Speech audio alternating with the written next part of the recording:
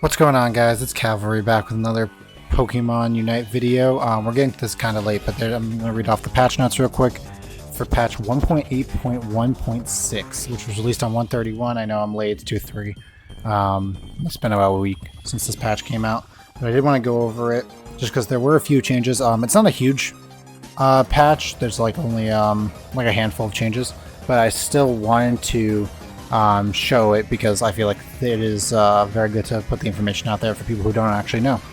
So Sableye had his Shadow Sneak nerfed / buffed, apparently. So duration until stealth when activated was increased from 0.75 seconds to 1.5 seconds. So essentially, what happens is when he's in Shadow Sneak, whenever he would get hit, he would, or whenever he would be revealed, he would activate Shadow Sneak, and it would be from, it used to only be 0.75 seconds till he re-entered stealth, but now it's 1.5 seconds from when he activates Shadow Sneak, which is different. But I was seeing something about his hindrance, but I guess they had gotten rid of it. I don't know what the issue is here, but we'll see it. But there's apparently a countdown bar now, so now you can tell when you're going into stealth or not.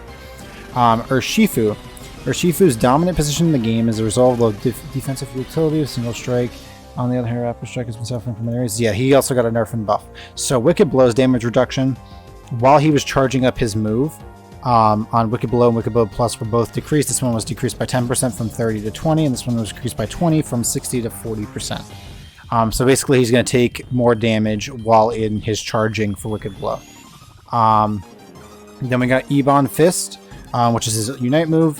It's going to be nerfed, so its ratio, its per level, and its base were all dramatically decreased by 110 here from 440 to 330%, per level by 5. From 17 to 12, and base by about 205. So pretty big nerf. And then also Ebon Fist only knocks up the main target, because the way Ebon Fist works is you can actually make him attack horizontally, which he will still attack multiple enemies, or you can knock enemies up straight up in the air. And if you do that, then it only will now knock up the main target, where it used to knock up like a radius. His boosted auto attack was buffed, so the cooldown reduction on his Surging Strike, which is his rapid fire style, or the water bear, whatever you want to call it, was increased from 1.5 seconds to 2 seconds. And then his Surging Strike's cooldown was decreased from 13 seconds to 11 seconds. Also really, really nice. And his Unite move was also buffed. The number of attacks to add onto the consecutive blow counter decreased from 3 to 2. So now instead of needing 3 blows before you could activate his move, you only need 2, which is really nice. And this has been seeing a lot of play, so I can see why this... And I'm also going to go for a meta-analysis too, if we let the Unite API. But, so Swords Dance got nerfed for Scyther and Scizor both. The cooldown was increased from 6 seconds to 7 seconds. Scizor was just kind of caught in the fire. Scyther was really the problem. And the attack buff was reduced from 15% to 12%, so a 3% reduction in attack percent. And then Dual Wing Beat was nerfed. This is only Scyther. Its cooldown was increased from 5 to 6 seconds. So a 1 second difference. And then his Unite move, Green Illusion Dive's targeting range was decreased by 30%. And his dash range was also decreased by 20%. So that means that you can only hit opponents up to 70% of what it was before, and you can only dash about 80% of what you were able to dash before. So that's pretty big nerfs. But he's also bugged right now, so he won't even be in the tournaments this upcoming weekend, just so we can see it. But we're going to be seeing the numbers probably around next week about how much this actually impacts Scyther. I think he's still going to be usable, but he won't be as good. Mr. Mime... I don't know why they nerfed him at all. I know this has some of the best damage control in the game. I don't think Mr. Mime was as strong as people say he was. I thought he was pretty balanced, but Confusion was nerfed. 175 to 148.75, so this is going to be doing a significant amount less damage. His per level scaling went down by 2, and his base went down by about 60, so that's pretty big. But apparently the conditional damage against walls or power swap targets has not changed. So if you have them power swapped or you have them hitting into a wall, it still does damage, which is nice. Confusion Plus, again, another huge reduction. About like 20%, 28% on the scaling for Confusion Plus. On the per level scaling, it was about a 3 from 21 to 18, and the base it was about 70 from 460 to 390. Conditional damage against the walls or power swap targets has no change. Again, same thing. Power swap itself was nerfed. The healing was reduced from 20% of your special attack to now 16% of your special attack, and the per level is 2 to 2. Base is from 15 to 12. So the per level, so his scaling per level doesn't change, but the base, so when he first gets the move, is only going to be 12 as opposed to the 15, and then it's not going to scale as much off of his special attack as it was before. Again, 20% to 16. I don't know how much of a difference that's going to make. It probably will make a difference, but not as much as I think everybody's complaining about it will. But it's still a significant difference. I don't know why they do that. Movement speed while tethered reduced from 15 to 8. So that means people are going to be moving so much slower with this. It's kind of tragic. Unite move showtime was also nerfed.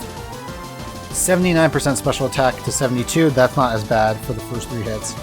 And then per level scaling from 5 to 4 and base 220 to 200. So this is only a slight reduction, but paired on top of all these nerfs, he got destroyed. Damage final hit 158 to 144, so about a 14% special attack decrease. And then we have the per level scaling was from 10 to 8, so that's about 2. And then base 440 to 400 is about a 40% on his base scaling. Cafable got a huge Moonlight buff.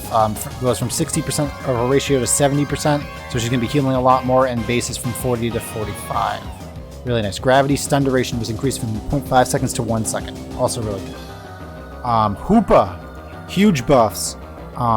Phantom Force no longer requires you to an enemy or allied to be targeted when using Phantom Force. You can now just use the ground, and you could use it as a movement ability, which is really nice. It'll get you out of a bunch of sticky situations, and this is just overall an amazing buff. I love this. Hyperspace Hole buff. Cooldown on portal usage. Activation decreased from 15 seconds to 10 seconds. So, huge nerf. It used to be 15 seconds before you were able to re-go through a portal. Now it's only 10. Based healing activation from using Hyperspace Hole was decreased from 0.5 seconds to 0 seconds. So this is how it was pre-nerf. So now they get healing instantly when they enter the base, as opposed to 0.5 seconds. Unite move, Rings Unbound. The AOS energy requirement was reduced from 120,000 to 100,000. So yeah, so the AKA, the cooldown was decreased from 134 seconds to 12 seconds, or 112 seconds, which is really nice. You'll probably be able to get this now consistently about 3, as long as you can hit level 9. You could probably get it around 3 times. But you gotta be reaching that level. Dragapult. It was fairly balanced, I agree with that. Shadow Ball buff, 70 to 79% attack. Not great. I think this needed a lot more. I think this needed to get buffed to at least 90, but it's fine. 4 to 5 will take it, and then 190 to 210 will also take that. Damage mark proc, 14% to 15.8, and then 30 to 42, and then the final mark proc. And again, this is exactly the same as the normal Shadow Ball damage. And then Shadow Ball plus buff was from 77 to 86. Again, I think this needs to get rounded up to about 97 for this to actually be effective. 4 to 6, 209 to 231. Damage mark proc 15.4 to 17.38. Per level scaling stays the same. Base is increased by 4, and this is the same as the normal Shadow Ball damage.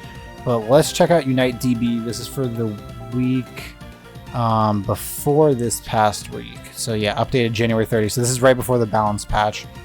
Just to get you guys take a look at it. We're probably gonna get another one of these on Monday, so that should be right. 30th Monday, yeah. So the balance pass released Tuesday, so that makes sense. Okay. So now we got Scizor is still the highest played Pokemon. Slowbro got a huge uptick. Mamo is still exactly where he was. Greninja, Gardevoir, all these mounts are pretty much the same. I'm expecting Sableye to take a dip. I'm expecting Scizor to take a dip. I'm expecting Ushirfu to take a little bit of dip on that. Mime to take a dip. Sableye to take a dip here. Scizor to take a dip here. So I'm expecting these Pokemon to pretty much average out. I'm expecting a lot more Blastoise play. This number will probably rise a decent bit. Just because we saw it in the last week Unite Rivals, a lot of people were using him, and he was really, really solid. I'm expecting Blissey usage to go down a little bit, and for Clefable usage to go up a little bit. Because where was Clefable?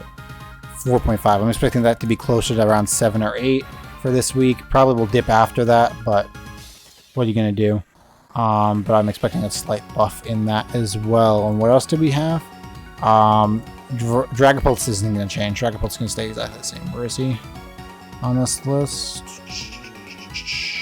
I love Dragapult, by the way. That mod is so much fun to play. 10%, it's going to stay around the same. And then, yeah, I think that's it. So much. Just want to take a look. So right now, this is the dominating build. You're going to see these all take a hit. And these will probably, this set will probably be up the most from this, but it still won't be great enough to be actually providing some sort of significant output.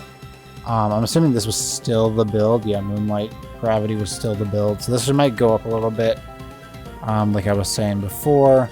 Sableye, this is going to take a hit even more than whatever it was, but it'll probably still be played the most. I've been seeing a lot of tricks, so this might get moved up a little bit, just because that move isn't as bad as what everybody thought it was.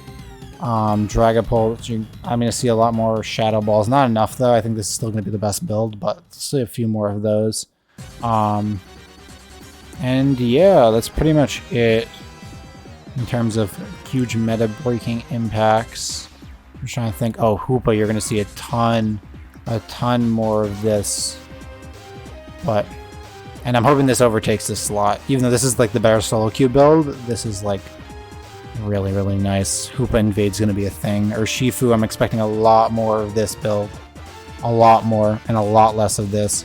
They'll probably actually be about even, I think 50-50 would probably be my guess. And yeah. Anyways, guys, thank you guys so much for watching. Please hit that like button down below and hit that subscribe button. I'll see you guys in the next Pokemon Unite video. Take care.